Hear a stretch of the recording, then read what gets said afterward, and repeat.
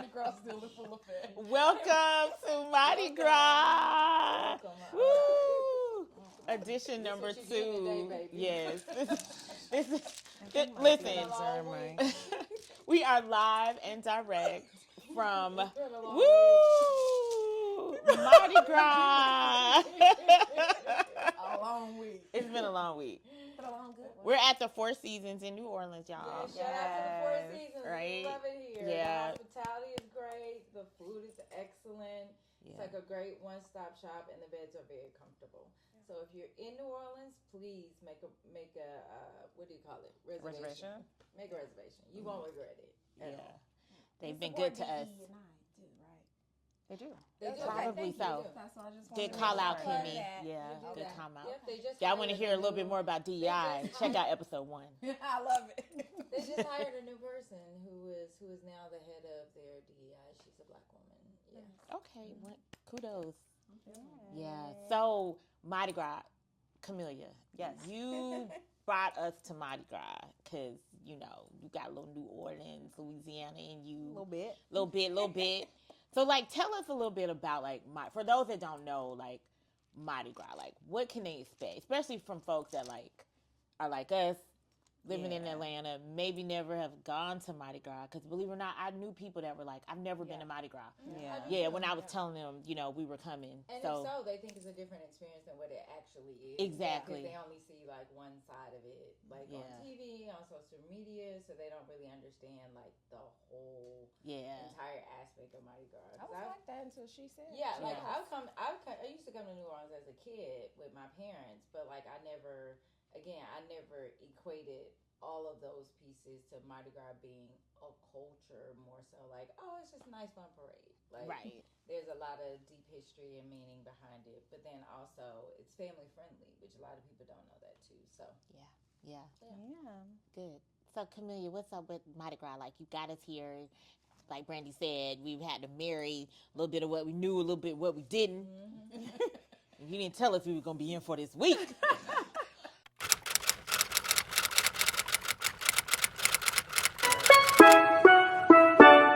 Yeah, girl, me love when you wind up your ass. Girl, me love when you wind up your ass. Yeah, girl, me want you to bubble, bubble, bubble, bubble, bubble, bubble, bubble, bubble, bubble, bubble. Girl, me want you to bubble, bubble, bubble, bubble, bubble, bubble, bubble, bubble, bubble, bubble, bubble. Girl, me want you to sit down, sit down, sit down, sit down, sit down, sit down, sit down.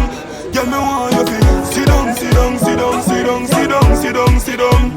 Girl, me want you to say good, say it right. Funny body back, you want to tight, sweet. So Mardi Gras is it's carnival, right? So New Orleans is not the only place where carnival happens. Many countries, specifically Catholic nations and Catholic cities, celebrate carnival, which has always been the weeks leading into Lent. And so Trinidad and Tobago have their own carnival, right? Exactly, they're all the same carnival. Rio has its own carnival, but all of it is a series of days and weeks leading into Lent. Which historically have been quite decadent days, which is why all the days are fat, like Fat Tuesday and Fat Monday. Gras is fat because it's the day you overindulge. These are the days you go all out because on Ash Wednesday, everything stops and you begin the season of Lent in the traditional Catholic calendar and most Christian calendars. So that's Mardi Gras, and every place has their own style and their way of celebrating. But most carnival destinations are kind of rooted around the same structure. There are social clubs. Those clubs were intended originally to be like community organizations that help support people in those communities. They raised money, and as Mardi Gras or Carnival here in New Orleans got started, those crews would put on parades. And so that's the history of it. Of course, specifically for Black folks, during this time, we were largely not included in those social clubs. And so ultimately, as we had to do with many of our institutions, we had to create our own. And that's the history of the Zulu Club, which was the first major Black social and leisure club here in New Orleans. And I have to say, they put on the best parade year after year, no matter what. So we're really here for Zulu.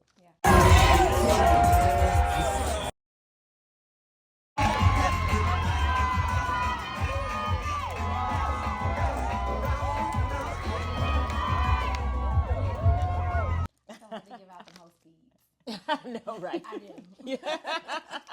We are here for They're definitely Zulu. not stingy with their throws. No, Thank you. yeah, I I've think seen them throwing yeah. comforters. It was quite the journey yesterday. Very liberal. Bob very and liberal in weave. there. That's all. At one point, I was like, and then I was like, no. It was like coming at You had to you. catch it to save Yeah, your life. it was crazy. Yeah, but I agree. Like, I was in love with Zulu, like, because this isn't our first rodeo, and so when you took us to Zulu, like, I was like, what is this? This is crazy. And then just being like a marching band kid.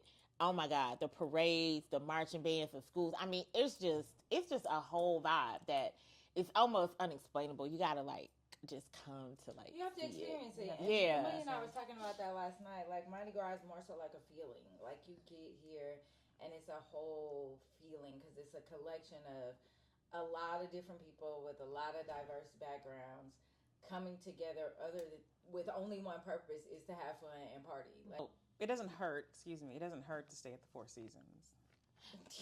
Well, you know, Either. that's what I was gonna say. Like, what's your favorite Mardi Gras moment? Like, Kimmy, like now you know you're not new to this. You're true to this.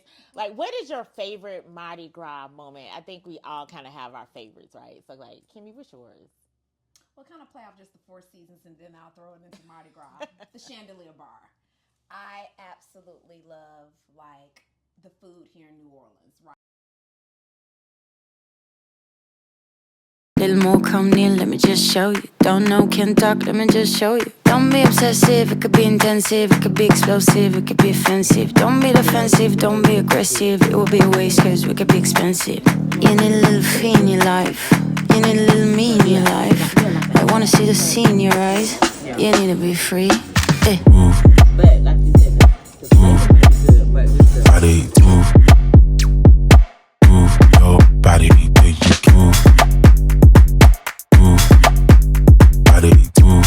You would think here at the Four Seasons that they wouldn't still keep their flavor throughout, right? That's what New Orleans is known for. So I just love the crab claws here. But back to my favorite part of Mardi Gras, believe it or not,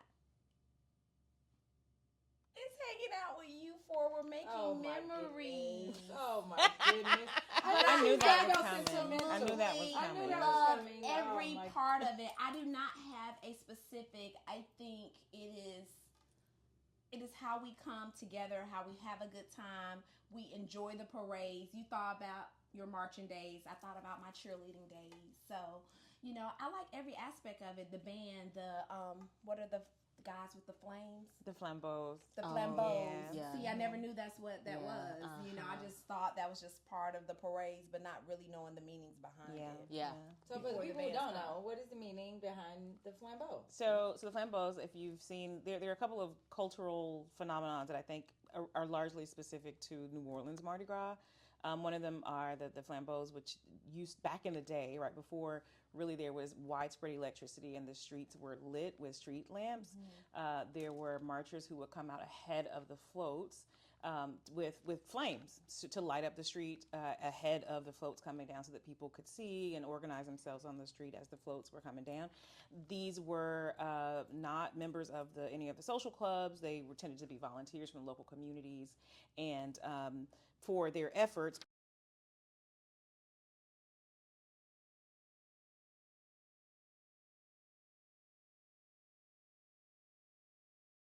people would throw change at them. That's how they made their money. And so that tradition continues. And while no one really throws money at the flambeaux anymore, many of the clubs do actually pay the flambeaux, which is good, right?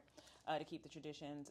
But that was also another role of Mardi Gras that largely was relegated to Black I folks did hear in a couple the early coins days. being Me tossed. too. Yeah, I somebody had a bucket somebody too. had a He was bucket getting of dollars. and Yeah, was they were throwing them. at them.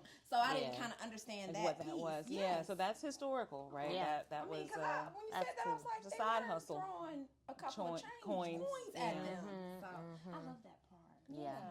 So steeped in another cultural phenomenon of Mardi Gras, which a lot of people have probably seen on social media, are the Mardi Gras Indians. And so there's an entire subculture of beading and of beadwork and of masking, call it black masking, that is associated with Mardi Gras here in New Orleans specifically. And it's a celebration of the close-knit relationships between both Black and Indigenous populations in New Orleans, who really had to build communities together in order to kind of survive this place. So So the Indians come out around Mardi Gras and they do their chants and their dances, and it's always a really, really, really beautiful celebration if you get a chance to come.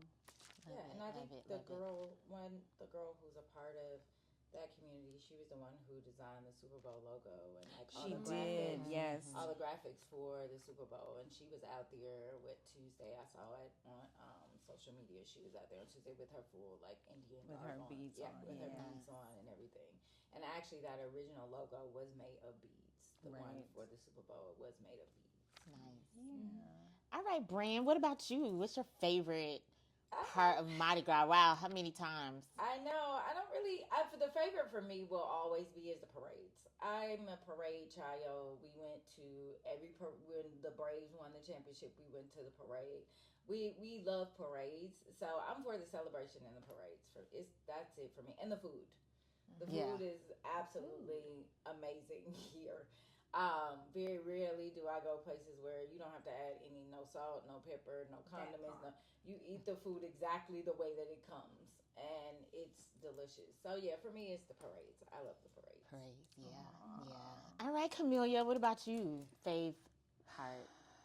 That's a hard question. So Yeah. I the mean, food for it's sure. really everything. But if I had to pick one thing I get excited about, is the parades. But I like the feeling of Mardi Gras. I like touching down in New Orleans and walking into an establishment, to Brandy's point, with people from all over the world, and everyone is just so excited and happy, and they just want to have fun and they want to let loose, and it's just a really free feeling. And so I love that about New Orleans. And you can go to a place, like to Kim's point, like the Chandelier Bar, which is our favorite little haunt when we're here, and find all those folks with a really, really, really great cocktail and a really, really nice meal. Like, you can't beat it. So just the Mardi Gras spirit is what I like about the spirit.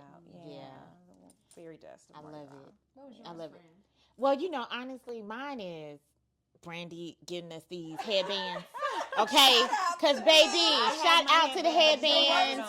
They were the talk of the town. Each year we have a headband. If y'all see some old pictures, y'all will see these headbands and y'all will be like, I want them. Okay, that is my jam. I love it. And then my other thing, I love our tradition. So like when we get here we try to get here early, and we're literally at Superior Seafood. I know we're shouting out a lot of people in this edition, but we get there and we have these frozen French 75s, and to me, that opens up. Y'all talk about this. Open up the portal. That opens up the portal for me. It's like, what these headbands looking like, and can we get to Superior? Because I know it's gonna be on and popping. That brings up a good point though, because like a lot of us kind of grew up in traditional homes, and it was about like making traditions. Like, and I think as we have gotten older, I think our generations have kind of gotten away from traditions. Like everything, we wanted to be something new every year.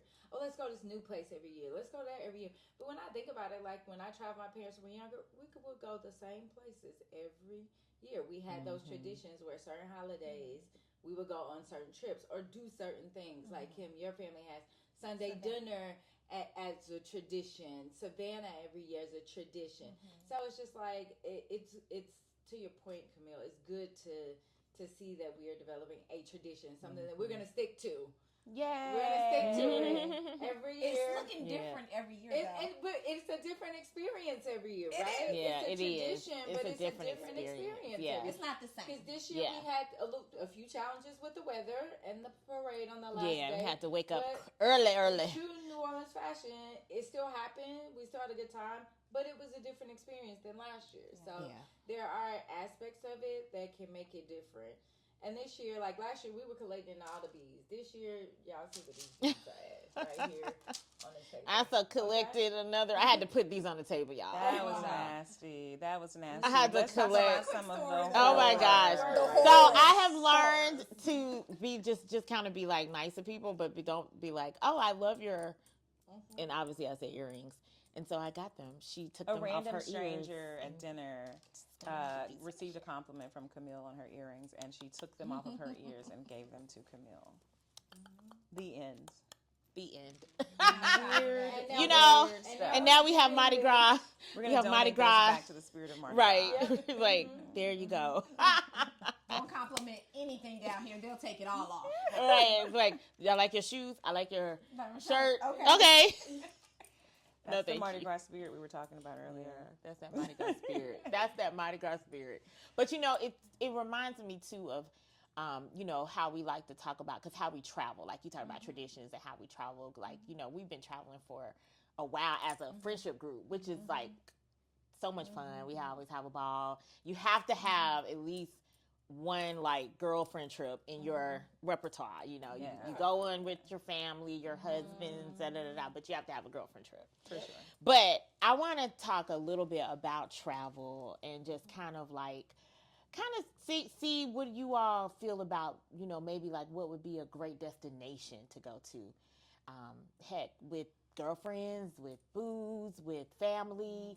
I mean, just what's some good destinations that you've been to, or like that even you want to even maybe dream about going to? One destination I can say that I want to go back to is Tulum. I was gonna say that. Oh, sorry, Kim. It's in my top 3. Yeah, Tulum is up there. It was, and for me, it was unexpected. I heard so much hype about Tulum. Oh, Tulum, this during COVID, everybody was going to Tulum, and I'm like, what is this? When 8 hours we spent in Tulum? Because literally, it was only about 8 to 10 hours that we were in Tulum. We were not in Tulum that long. 24 hours. And I have been thinking about that place ever since we left. Yeah, we didn't get to enjoy it at all. No. We actually came down to meet Camellia and one of my other homegirls, right? Yeah. It was Camille. Originally it was Camille, but Camille wasn't in Tulum. Yeah. Camille and I wasn't Eddie in were Tulum. in I was going to get there to Riviera that part. Maya. Oh, yes. Gotcha. Yeah. Yes. But we did a couple days as we headed to Riviera Maya. Correct. To meet up with Camille and her hubby. And Tulum was fantastic. I will say that it's definitely up there in a place I would love to go back to. I think the best, maybe kind of ideal destination, my favorite so far has probably been South Africa. Like multiple cities, different cities for different reasons. Johannesburg, got the vibes, it's just cool people, modern, urban, lots of history. And you got Cape Town with like beautiful beaches. And in between, you've got wine country. So for me, it's like I can't lose in South Africa. I know whether it's a girlfriend's trip, a trip with my boo, like we would have a great time in South Africa. So that's probably still my number one. Well, I love that. That's definitely on the books for me this year. I mean, you just hyped it all up and solidified it for me. Okay. I still haven't been out to. Have you been to Durban yet? Have not been to Durban, so that is on my list. Okay, I really do want to go to Durban and kind of Yeah. see that part of the country. I hear it's a vibe. Oh, I'm excited. I actually heard the beaches were better. Really? Better Yeah. in Durban. Yeah. So No, it's so hard for me. Tulum is definitely up there, but each year, you all know, I've been going. Well, it's been a mission that my husband and I go back to Africa. We're trying to get to as many countries as we possibly can. But I must say that I really, really, really, really thoroughly enjoyed Ghana. And the reason I'm going to say Ghana, because I was struggling with that between that and Tanzania, believe it or not. Just because it was a little bit more intimate at Tanzania, but I just love the people and the culture there. I mean, like, you just don't see little kids holding hands. And putting their arm around each other, walking to school, the camaraderie, like, I don't know, it's just a whole vibe. I felt like I was with my people. I'm getting choked up because it was that much of an experience there. But Ghana, and it was with you ladies, it was my first trip to Africa, and I'm glad my husband said, let's go here first, so that whatever expectation I had in my head, I could formulate my own opinion. And I absolutely love it. I think the food was a healthy balance between spice and non-spice. I had nightlife. I had culture. I had good friends. I was celebrating my 20th wedding anniversary. Maybe it was all of that mixed in with just the fellowship. We felt like kings and queens there, and we overindulged like we always do. Everything. I think we managed well in Ghana. I would agree. Yeah, I think we managed well in Ghana, Kim. Camellia didn't overindulge. Absolutely not. We managed well. But no, Ghana is there. I can go back a couple of times because I just didn't feel like I did everything that I needed to do. That's great. Yeah, I love all of those. All of y'all's past travels. You know, I think for me, my probably favorite destination it was I just went to in December was Antigua. I mean, the sky matched the water. The water was amazing. It was a beautiful island. I mean, it was just it had everything you wanted from, like you mentioned, nightlife to just serenity to like, you know, the barbecue sunset. If you all have been there, you know what I'm talking about. But it's just a beautiful island. And then, you know, I also like Curacao. You know, I think that was a really good destination for us. It was like very it's a different island, of course, because I'm gonna probably not say the right thing, but it's the Netherlands. They are owned by them. One of those countries over there. But, you know, it's a different country, and so they speak, you know, a different language. Yeah, they speak Dutch, and it's just like, but everything is like IKEA. It's so cute. Like all the houses and stuff are there. They're like little IKEAs to me. But yeah, that was really nice too. So I mean, I think definitely a good destination has to include. It seems like some good food. Yes. Yeah. You know, nightlife, a balance of some relaxation, beautiful living quarters, right? And it seems like we all had a beach in our. We did. We all had a Yeah. beach. Yeah, because Ghana has beachfront. Yeah, we're beach ladies or mountain ladies. I think we're all beach I'm a ladies. pool girl, but I love a good beach. Okay, we need some water. Yeah, I need water. Yeah. Like I like to sit at the pool and look at the beach. Yeah. All the sand and all that, I can lose that, but I love looking at the beach. Like when we went to what was it, Mexico? Cancun. Yeah, and just waking up in the morning, listening to the sounds of the beach, watching the waters just go back and forth on the beach. It is so relaxing. That is very relaxing. Yeah. So yeah, I love water. I like the sound of it and the smell. I love Yeah, to smell the the ocean. smell. I love to hear the ocean. To Brandy's point, I don't have to get in it every day. If I'm near the beach, I do want to see it. I want to put my feet in the salt water at least for a little bit.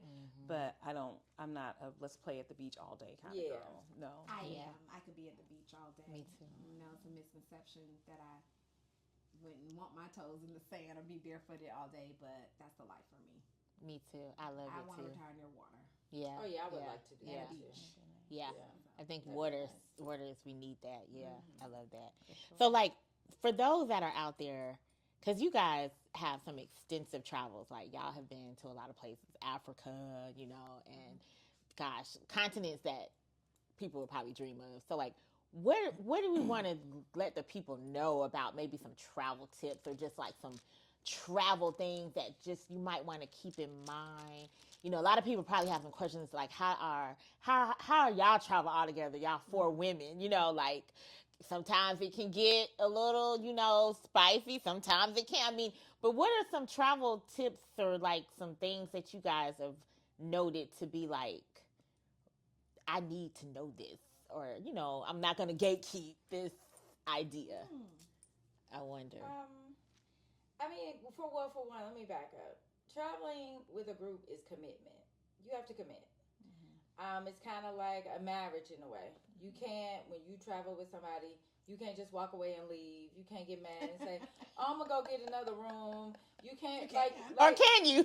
Well, you can, but we have not. We have all Like we have not. Yeah. We're committed. We have not. We have not. So I think that's why it works for us because we stay committed. Like to Kim's point, we may not all agree. We may not all want to go to the same place, but you realize traveling with a group of ladies is a commitment and be compromised. So I do feel as though with every trip, we always try to make sure that what we're looking to get out of the trip individually, that happens for everybody. Yeah. You know what I'm saying? It's never a thing where it's like, if you're like, well, at this trip, I really want to go to the spa. Or you're like, or I'm like, at this trip, I really want to go to the museum. Even if that's not really anybody else's flavor, we always try to make sure that we get that one thing that everybody wants to do every trip. So I think that's part of like commitment and compromise. Because I think a lot of times when people travel as a group, it gets to be real selfish. People want to, oh, this is my trip. I paid to come on this trip. I'm going to do what I want to do. And then people just kind of wander off on their own, which is okay. If we're out at the beach and somebody wants to go bungee jumping and the other 3 don't, then that's fine. But I do think that we try to do things together, and then it gives us the opportunity to learn something new, or we're able to experience something new through somebody else's excitement. Because it's something like I may not be excited about, but if Kim is super excited, then it's like, okay, let's do it. Yeah. You know? I think that's more on the line. Just looking at Camillea's face, y'all don't even see her sometimes since we've been in New Orleans. Like, she sits back and just sees the joy in our eyes that we're having a good time, like in this place that just resonates with you. I just catch you sometimes, like, meaning what she just said. You know, we get enjoyment out of each other. But for me, I think to travel well, to your point, you do have to have some like interests. Like, you have to kind of like the same things. I'm sorry. To travel well, you ask the question, what's the hidden gem, right? I'm not going to gatekeep this one. It's very serious, you know? I feel like you just all have to have some form of similar interests. You have to get along. You have to be able to agree to disagree. And more than anything, I just really think you have to have the other see compassion for each other, you know, likes and wants, and be okay with trying something different that you typically wouldn't do, but you're okay with doing it because you trust the people you travel with. Yeah, I like that. It is a compromise, because I know every day for this trip I've gotten up at about 5 a.m.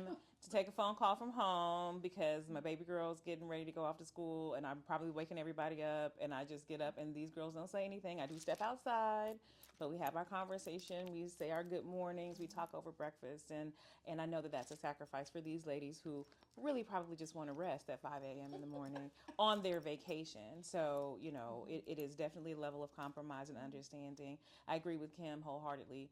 Having similar interests is key, right? Because you got to think about it. Even for people like us, we travel often. When you are making plans to have a trip for personal reasons, just for fun, it's an investment. Like, let's be honest, like, it's an investment of time. It's not just money either. It's your time. It's planning. A lot of planning goes into this stuff. And so when you make that kind of investment, you absolutely want to have a good time. And so knowing that the people that you're going with, 75% of the time, we're going to want to kind of do the same things. We're going to have a nice dinner. We're going to want to go, you know, maybe do a little shopping. We're going to want to go and do something social. We're going to want to do something family friendly, see a museum. Generally speaking, the Venn diagram of the things that we like overlap a lot. So that is also, I think, a key and critical to like successful group travel for sure. For sure. I love all of this. Exactly. It's like C, C, and C.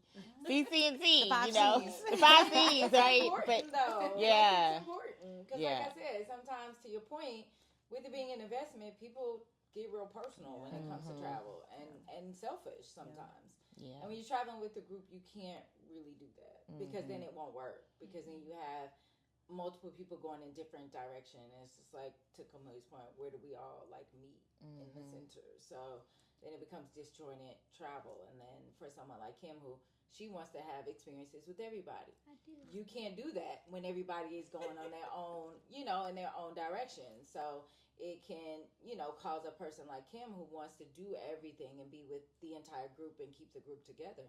It can cause it to be a disaster. And I think that resonates through too to like family, you know, True. because and even like being with your husband or traveling with your mate, your partner, because sometimes that travel you still have to have those things like in common, because he might be I just want to lay in the bed all day. We on vacation, honey, and you're like, oh, okay, wait, I got my itinerary. This 1 o'clock we're going to see, you know. And so I think you have to think about that too, like as it, you know, just kind of correlates with just traveling with anybody, you know, for that matter, right? Or the opposite, right? Where my situation, so my partner he wants to party, right? He wants to be out at night, and it's like, I really want to take a nap. Like, I want to have a nice dinner. I want to go lay down. This man wants to be in the streets. He wants to go jiggalate, and so that is also a compromise where I'm like, all right, well, okay, we'll go jiggalate tonight. But tomorrow night, ain't no jiggalating. Okay? Right. Go jiggalate in his bed and go to sleep. Okay? And go get some rest. Okay. That is so true. Yeah, you're I'm right. your partner, and my husband is you. I know. I love it. Jiggalate. So speaking of jiggalating, woo, I know we've had some, like, that sounds all good. It was all fluffy, y'all. And I liked it. I learned a lot. I learned the C's. Let me write that down. However, it's not always peaches and cream, honey and sugar and tea, and sometimes it's all that wrapped up. Like, you know, and I know we've had some stories. Are we gonna share, y'all? I think we need to share some horror stories of travel because it happens, right? Like it's real. I'm not talking first. Y'all know why you looking at me, Kim. I just said it does. But we do have a disclaimer, right, Camelia? We're gonna roll the disclaimer right now. Where's our legal note? We're gonna give a legal note. I'm gonna insert legal note right here in the edit. Right. Yeah. Why is everybody looking at me? Because you got some. Because you got some good stories. Oh my gosh, I have a lot. I have a lot. Second, let's insert this legal note, and we're gonna pause for a second. Oh, sorry. Can you check to make sure this is not in the background? Oh, but also I need to make sure that the camera is still Yeah, on. I'm like, we need to take a pause to make sure we're recording. I agree. Because I'm like, I don't want to get to the end. And we're like, So it's over. Yeah, before